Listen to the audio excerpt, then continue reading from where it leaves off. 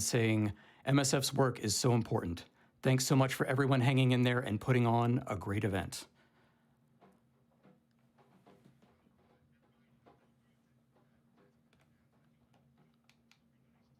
Okay, $40 from Arunian. Let's get Minecraft into this marathon. Seems to be a pattern of what people are wanting. Mage donates $50 and says, let's go Minecraft. Tochtli, hopefully I pronounced that right. My apologies if I didn't. Oh, TASBot is ready, I'm hearing. So yeah, TASBot, take it away whenever you are ready. Hi everyone, I am Dwango AC, keeper of TASBot, and I'm here for the SGQ 2020 TASBot content. We are going to play Super Mario 64, as you see on screen. Before we get started, I wanted to tell you all, head on over to theyeti.com right now. There's a Chibi TASBot t-shirt you can get. $5 of every shirt goes directly to Doctors Without Borders. So grab that shirt right now while you can. You'll have it ordered by the time we start the run. Really quick, there's a huge team of volunteers. I'm going to let them introduce themselves. I'm going to pass it over to the person who actually organized this particular event. I'm just your presenter today. The main organizer was Taters, and he is on the line right now. Hi everyone, I'm Taters, project manager for TASBot, and with me is OneTed59. Hi, I'm OneTed59. I've commentated the SM64 task competitions for 3 years. I'm here with TASBot. He's right here on this screen you can see right here. I have a visualization board you can see. This is actually a Super Nintendo type controller, but we have mapped the analog button presses thanks to some work at the last minute by Onosaurus. So you'll see the button presses for the controller on this screen. You'll also see the C-pad controller buttons show up where these 4 buttons are. You'll see an extra set of lights for C-face buttons. Now, a lot of people wonder about what a tool-assisted speedrun is. It's actually not too complicated. It's nothing more than a sequence of button presses made in an emulator that completes a game from start to finish as fast as the game can possibly handle it, removing human limitations of skill, reflex, luck, all of those characteristics. What we're doing is one step further. We are using TASBot here to play it back on a real Nintendo console. And I think we're ready to go. You ready, OneTed? Yes, I am ready. I'm going to throw it over to OneTed59. We're going to start this run in 3, 2, 1, go. Hello, and welcome to the SM64 Shindou BLJ-less Task Showcase. First off, here's a nice Easter egg. Look at all those Marios. You may be asking, what does Shindou and BLJ-less mean? Well, in Japan, Super Mario 64 was a launch title for the Nintendo 64, but it was rushed and a bit buggy, with the most infamous glitch being the backwards long jump, also known as BLJ. The BLJ allowed anyone to trivially break the game. A year later, Nintendo released an updated version of the game only in Japan, called the Shindou Edition, that was released with Rumble Pack support. This version notably fixed the backwards long jump glitch. That's why this task is called Shindou BLJ-less, because it's being ran on the Shindou edition of the game and therefore cannot BLJ. But then how can we beat the game fast? We'll just have to wait and see. Coming out of this pipe at the beginning, it's our main protagonist, Mario. Our first goal of this task is to make it inside the castle. We can't land on the bridge or Lakitu will talk to us and that's slow. So we're going to do a massive double jump all the way over the bridge to enter into the castle. Next up, we have to enter into that star door on the top right of your screen. And the fastest way to do this is actually to enter into Bob-omb Battlefield. That's right. There's a trick you can do if you get a lot of speed in certain states where Mario is moving, and pause exit on very specific frames. You can actually conserve that speed into the lobby. So we're going to go up here, wall kick off of that fence, and go up onto this white structure. See up slide, grab onto the edge of the fence, pause exit on the first frame you grab, and conserve that speed into the lobby, and enter into the first Bowser level. In the Bowser level, we're going to be doing dive grinds on the left side of the start to get a lot of speed very quickly. Our goal of here is to make it into the pipe at the end to be able to fight the first Bowser and get our key to downstairs. The fastest way to do this is actually to go up the pillar in the middle. This is a very new strat. We can use this Goomba to get a little mini extra boost, conserve that speed a little bit better, triple jump off this stairs at the end, use the sign, every piece of geometry to make it into the pipe and fight the first Bowser. In this Bowser fight, there's a 10% chance Bowser does a little dance here. It saves a little bit of time, so we manipulated Bowser to do that. Grab onto his tail and throw him into the bomb, and that is the first Bowser fight done with. Bowser drops the key to downstairs, after we talk to him, of course. Right now, Bowser is blowing up, dropping the key, just like this bomb is blowing up. There's the key to downstairs. To get downstairs, we actually need to pause exit to be able to leave this Bowser leveled area. We can't go through the star door because we still don't have enough stars, so we're going to pause exit to be able to get out. This allows us to access back into the lobby, and we can just go downstairs and use this newly acquired key on the star door.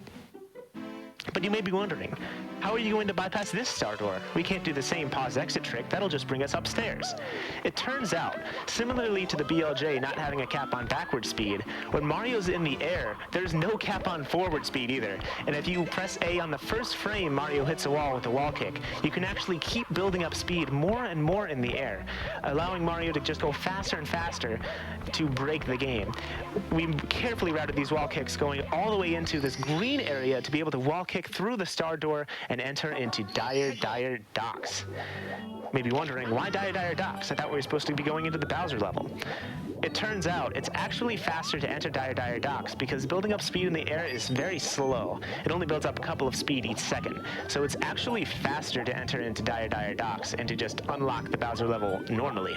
In Dire Docks, you might be noticing we're doing some crazy camera angles to try and reduce lag as much as possible. This is a very, very laggy area of the game. Even casual players realize how laggy this part of the game is. We're going to be jumping up the front of the sub here and collecting the one and only star we will be getting in this entire run. Now that we've collected that star, Dire Docks will move back and we have full entrance into the Bowser and the Fire Sea level, getting in with a double jump dive. In Bowser and the Fire Sea, we're going to be doing more dive grinds on the left side of the start to get a lot of speed really quickly. The goal of this level is, of course, to get into the Bowser fight. Mini upwarp. Gotta love that. So instead of going around the level normally, it's actually fastest to wall kick up these pillars, wall kick off of nothing, and then clip through the bottom of the Bowser entrance to get into this fight. And now for the second Bowser fight. This Bowser has the key to upstairs, the final area of the game we need. He starts off by doing a big jump, and unfortunately we can't reach his tail in time. We have to wait for the platform to level out before we can actually grab his tail. So we have a little bit of time to just mess around. There we go, grabbing his tail in the first frame possible and throwing him into a bomb for the second time in this run. This Bowser drops the key to upstairs after once again exploding into a giant cloud of sparkles. Mario grabs it, and there we go. Access to upstairs unlocked. Similarly to the first Bowser level, we actually have to pause exit here to be able to make it back upstairs. We cannot just walk back through that 30-star door because we only have one star. We have to go back in the level, pause exit, and that allows us easy access to the upstairs area. In this upstairs area, we're going to be doing the same wall kick trick that we did, to just wall kick back and forth, gaining speed in the air after clipping through the ceiling, of course. So here we're going to start off with a long jump and continuously wall kick back and forth. So now's a really great time for me to hop in and say, if you want to be able to play back these Super Mario 64 runs or many other runs for NES games, SNES games, and some other N64 games like Mario Kart 64, you can get your own replay device made by Onosaurus, the TASTM32 board that I'm using here today, and do these in your own home. Just head on over to store.tas.bot to get your own replay device. We even have some t-shirts these days. So feel free to swing on over there and have a look. In the meantime, Mario's wall kicking so fast right now, you can see how fast he builds up this speed. He's really moving. And now we have enough to clip through the first of the star doors, wall kick off of tick-tock clock, clip through the stairs, through the star door, and punch up the endless stairs to be able to enter into the final Bowser fight. That punch is 0.004 units of precision that we have extra there. But in the meantime, in this Bowser level, we're going to be abusing some oversights in the geometry to just bypass large portions of it. Look at this huge long jump coming up, all the way over that gap. And a moving right side triple jump to be able to bypass all the way to the very top of the level already. Wall kicking off of the little banister, long jumping around the wind, and we are into the final Bowser fight. I should mention, there is one other notable change that Shindou has made. The Shindou edition has. See if you can hear it. It's an audio change. In this fight, we need to grab Bowser and throw him 3 times. Bye-bye, Bowser. 3 times into bombs. Once we grab him the 3rd time, the whole level will start collapsing, and all we need to do now is throw him into the final one, and of course, not fall off. Easy peasy, right? That was Super Mario 64 1-star BLJ list on the Shindou edition, and time's coming up as soon as we dive into the star to finish this run. Time. This run was made by MK Dasher, Dargos, Dylan Stej, Plush, Super Devo 0001, Kai Man, Isaac A, Tyler Caney, Fifth Dispense, Snark, RSWY, Manima, Tabascoth, Atmopus, and Jongyan. And I have been Wanted59. And I am Dwango AC. I'm going to let Taters talk for just a second. I really want to thank OneTed59 for commenting this run and Isaac A for submitting this run to TASBot to take a look at, and the TASBot Labs community itself, who I firmly believe are the hardest working community on the internet. If you'd like commented tasks like this, you should check out the SM64 task competition reveal streams that I have ran and uploaded on my YouTube channel at youtube.com/OneTed59. And that's all the time that was allotted to us for this event. But don't worry, I'm sure we'll be able to come back and do something more once things become more normal, and I look forward to those days. If you'd like to join us, swing on by discord.tas.bot. It's a wonderful community with lots of support. Come on in and have fun. That's all we have for you today. Thank you so much. This concludes the task block for SGDQ 2020.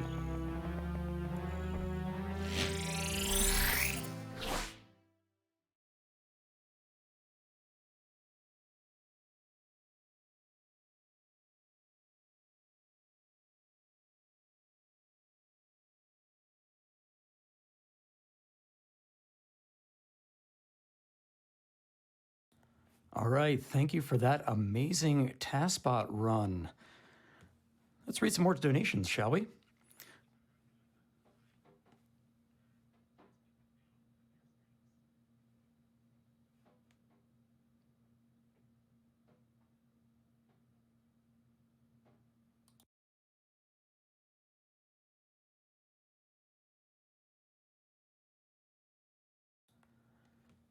So many here. $50 to MSF from Anna Dark Soul with the message, happy to donate for GDQ.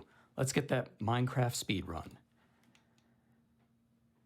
Deek Soul donates $250 with no comment, but thank you very much for your generosity, Deek Soul. There's another $250 donation from Sparky, also with no message, but again, thank you very much. All this is going to Doctors Without Borders, folks. They need your help. $50 anonymous donation with the message, MSF's work is so important. Thanks so much for everyone hanging in there and putting on a great event. And now we have an interview for you folks. It's about the upcoming Super Mario Odyssey run, and it's going to be hosted by Jhobz interviewing Dangers. So let's check in with them. Welcome back, SGDQ 2020 Online. Thank you very much for joining us. My name is Jhobz, and I am joined by Dangers, who is going to be running Super Mario Odyssey for us a little bit later in the marathon. Actually, coming up right next in the marathon. Dangers, how are you doing today, my friend? I'm doing great. Thank you for asking. How are you, Jhobz? I am doing great as well. We are actually pre-recording this interview, so I just came off of watching a fantastic Pokemon Fire Red Leaf Green run. That was super cool. I'm excited for everything that Saturday has to offer. It should be a blast. And I hope, how have you been enjoying the marathon? Has there been any like kind of standout runs for you so far? Well, honestly, because you just mentioned the Pokemon one, I'm right there along with you, to be honest. I was watching that start to finish. I think it was a brilliant choice for them to show off the 2 different starters and how they can affect the way that you play the game and still kind of come together at the end. Insane. Absolutely insane. Totally agree. It was super cool. But let's move on to your run, because we're going to be seeing Super Mario Odyssey from you in just a minute. Now, we've seen Super Mario Odyssey a few times at GDQ now. I mean, it's one of the most popular speed games of all time for a good reason. But I don't believe we've seen World Peace outside, like at an AGDQ or an SGDQ before. So what is different about this category, and why did you want to submit this one to GDQ? Yeah, you're very right. So the last two times that it got shown at GDQ, we did any percent. That was by Microvita a couple years ago, and then we did Darker Side, which is kind of like the extended any percent. It's like getting to the last kingdom of the game. So World Peace kind of sandwiches itself somewhere in the middle. World Peace is an any percent run in the sense that the end of the game is when you stop the timer. You do the escape, the really flashy sequence at the end, shoot out of the wire. That's when the game ends. But it's also kind of a story element type of category. So any percent kind of leaves the world in shambles as it goes through. It's like, I only need this many moons and I'm just going to get those and I'm going to leave. Right. So World Peace actually takes the time to help the people as we're running through the game. So some of the kingdoms will be kind of the same as any percent, but the longer ones, typically the bigger ones, usually have some sort of big problem going on there. And we are going to use this World Peace category to fix those problems.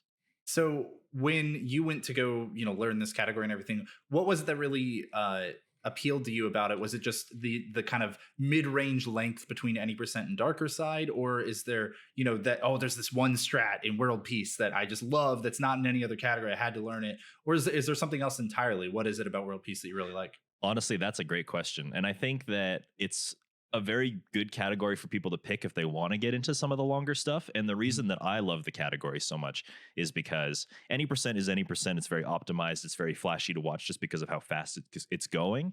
But it's taking the most beeline path to the end, right? So World Peace has a couple of instances of sequence breaks and stuff like that. So instead of collecting every single story moon on the way to the end goal of that kingdom, sometimes you got to skip some things.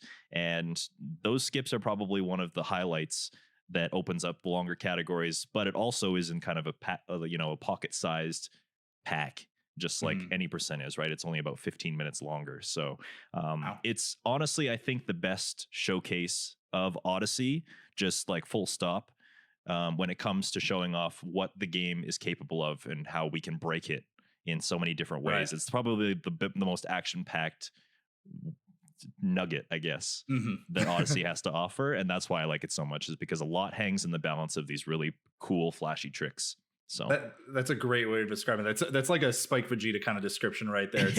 It's the best bite-sized, except he would have added chicken there. Bite-sized chicken nugget of a thing. Yeah, I love that. So Dangerous, how long have you been running Odyssey? Has it been like day one for you, or did you kind of pick it up a little bit late to the game? Funny thing is just like I didn't pick it up right away. I started in April of 2018, so about 6 months late to the game, but it was just kind of like a weird life circumstance that kind of pulled me out of my career that I was doing, put me out of work for a while and put me where I was. It was just like, well, what am I going to do with all this time off? I might as well just play video games. And I've been speedrunning for a really long time, and it's kind of been in and out of my life all the way up until I started doing Odyssey, and then it kind of just blew up again. So I've been running Odyssey for just over 2 years now, and I like to delve a little bit into all the categories. I think that it's really cool to like really dive into one category. If you hit a plateau, you can take your skills to another one and, start getting your PBs again. It's like really motivating to see the improvements everywhere, right? So yeah. And I asked you how long you've been doing it, because I actually myself, I did run Odyssey for a little bit, but it was within that first like 2 weeks, the wild west of the game. Everybody speedran it when it first came out. That's you do a run, and by the end of the run, you just got to turn over to chat and be like, all right, what's the new Metro Kingdom route? Because it's definitely changed in the, an hour and a half it took me to do a run. Yep. But one thing I do remember standing out really importantly to me right near kind of the end of when I was getting into it was the tech that started to come out. Some of the really advanced stuff, like the spin pound cancels like into a roll to get like maximum speed right away. And that is something that you use all over the run. Now the tech has evolved completely. Like there are so many intricate little strats. Since you kind of came in a little bit late, is that something that was a big like draw factor for you? Was that intimidating at first? Like how did it look when you were already seeing any percent fairly optimized compared to the first 2 weeks. Like I was looking at it. Totally, yeah. And every game kind of goes through that motion, but with Odyssey being as popular as it was, it just kind of like propelled so fast. So yeah, like I said, a late to the game. I don't know if that intimidated me very much. I think that it was still in a little bit of a phase that the routes still looked the same if you were like at the top versus if you were at a beginner level, because we hadn't fully discovered. When I first joined, we hadn't fully discovered a lot of the big sequence breaks. A lot of the out of bounds stuff still hadn't been discovered yet. So I guess I consider myself lucky, but I think it's also a double-edged sword, right? Because if you're one of the pioneers of a game, you are the one who is kind of tasked with finding those things and then having to learn those things. Whereas with a community, especially like Odyssey, with so many resources and so many people working on that stuff, if you're coming in late, it can be intimidating to want to try and catch yourself up to that. But also people have refined the ways to make that stuff easier too, right? So you kind of get a little bit of like a free pass to the first couple chapters of learning by coming in later, I guess, that you didn't have to really suffer through if you're starting the game, right? So yeah, I think that's it's a little bit of both, honestly. Right. Yeah, I think that's a great point. Like there isn't all this super advanced, 2-frame window, 1-frame window tech at the beginning, but there's also not all of the documentation about all of it, all of the resources, the learning, exactly, the guides and stuff that usually takes a little bit longer. So that's a good dynamic I hadn't thought about. All right. Well, just like that, we're already kind of coming up on time here, Dangers. I would love to sit down and talk to you for an hour about Super Mario Odyssey and just. And I would too. I'd spill my guts about Super Mario Odyssey. So of course, but I do have one final question to ask you, and we're going to kind of keep it like a little spoiler free. We're going to keep it a little bit of a teaser potentially. I don't know. You have an alternate camera angle, I'll call it, that you like to use on your stream a lot to check in on a little friend of yours. Is that something that you are potentially going to be pulling out here for SGDQ 2020 online? I can absolutely try my best, but I can't guarantee anything because she's very anxious. Let's just put it that way. All right. Well, we'll have to see. We'll leave it in mystery and suspense. I'm looking forward to it. The cliffhanger. Thank you very much, Dangers, for talking with me. I wish you the best of luck in your run, dude. Yeah, thank you so much. All right. I'm going to go ahead and let our host take it away because Dangers this whole time has already been setting up. He's ready to go. He's probably just itching to get started with this World Peace run. So let's get it over there so we can hopefully just keep raising more money for Doctors Without Borders, everybody. It's SGDQ 2020 online. This is, I think,